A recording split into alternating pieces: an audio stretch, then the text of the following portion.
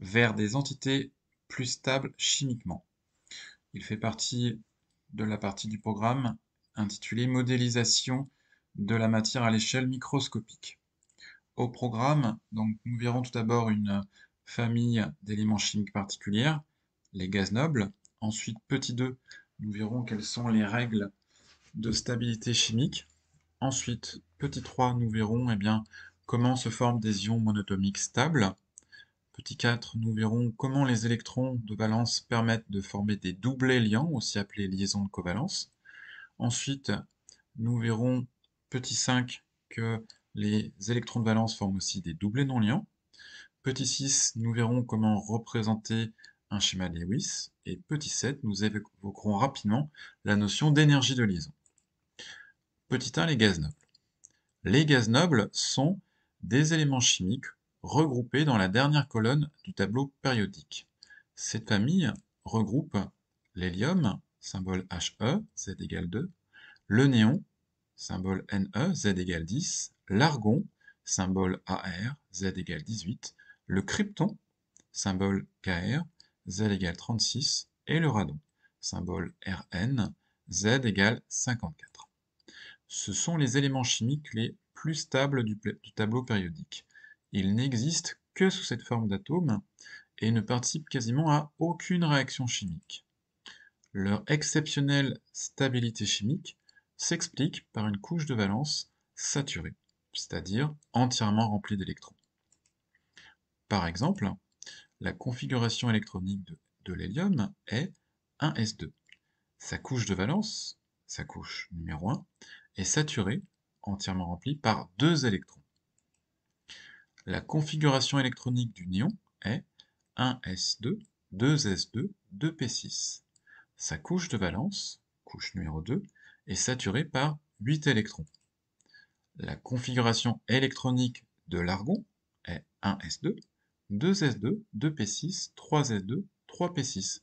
Sa couche de valence, c'est-à-dire la couche numéro 3, est saturée par 8 électrons.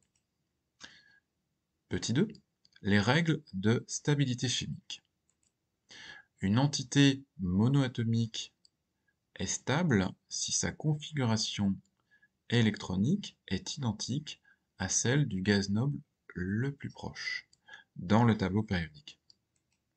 Dans le cas des éléments chimiques des 3 premières périodes du tableau périodique, ils se trouvent sous une forme stable à condition que la couche de valence soit saturée par 2 électrons, pour ceux dont le gaz noble le plus proche est l'hélium, ou que la couche de valence soit saturée par 8 électrons, pour ceux dont le gaz noble le plus proche est le néon ou l'argon. Petit 3, les ions monoatomiques. Un ion monoatomique est une entité chimique formée d'un seul noyau atomique. Elle est électriquement chargée en raison d'un excès ou d'un défaut d'électrons par rapport au nombre de protons. Les ions monoatomiques stables respectent les règles de stabilité. Les atomes ayant une couche de valence presque pleine la saturent en gagnant des électrons et forment des anions. Les atomes ayant une couche de valence avec peu d'électrons vont les perdre et forment des cations. Par exemple, l'atome de fluor, Z égale 9, possède 9 électrons et a donc pour configuration électronique 1s2, 2s2, 2p5. Il manque seulement un électron pour saturer la couche électronique numéro 2. Par conséquent, il forme un ion stable en gagnant un électron.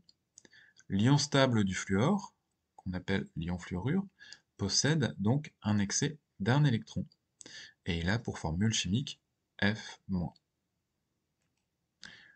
Autre exemple, l'atome de magnésium, Z égale 12, c'est-à-dire donc 12 électrons, a pour configuration électronique 1s2, 2s2, 2p6, 3s2. Il a 2 électrons de la couche numéro 3 à perdre pour faire de la couche numéro 2 une couche de valence saturée. L'ion stable du magnésium possède donc un défaut de 2 électrons et il a pour formule chimique Mg2+. En classe de seconde, il est demandé de connaître les ions monoatomiques suivants. l'ion hydrogène de formule H+, l'ion sodium de formule Na+, l'ion potassium de formule K+, l'ion calcium de formule Ca2+, l'ion magnésium de formule Mg2+, l'ion fluorure de formule F-, et l'ion chlorure de formule Cl-. Double liant, liaison de covalence. Les atomes d'une molécule respectent les règles de stabilité en formant des liaisons de covalence.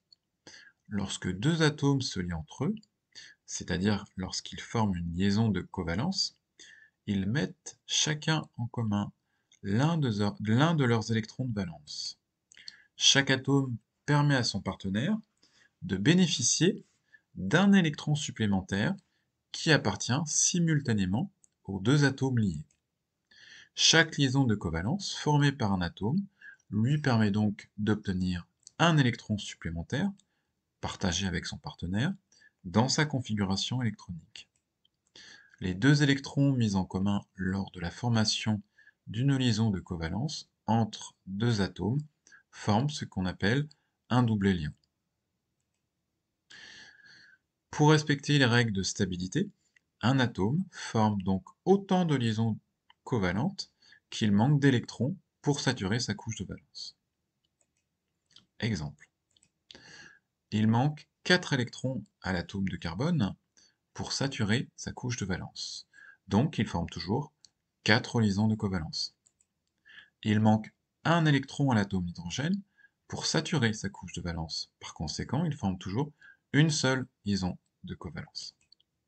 On retient, pour les atomes courants, que l'hydrogène forme toujours une seule liaison de covalence, le carbone C forme toujours 4 liaisons, l'azote N forme toujours 3 liaisons, l'oxygène O forme toujours 2 liaisons, les halogènes, c'est-à-dire le fluor F, le chlore Cl, le brome Br et l'iode I, forment toujours une seule liaison. Et les gaz nobles, quant à eux, n'en forment aucune. Petit 5, les doublés non liants.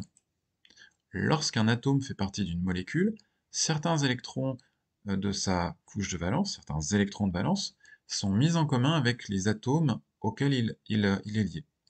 Mais les autres électrons de valence se regroupent aussi par paires et forment des doublés non liants.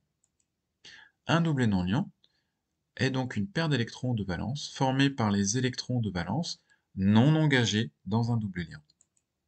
Pour trouver le nombre de doublés non liants, il faut trouver le nombre d'électrons de valence, déterminer combien de ces électrons forment des doublés liants, calculer le nombre d'électrons de valence restants, diviser ce nombre par 2 pour trouver le nombre de doublés non liants.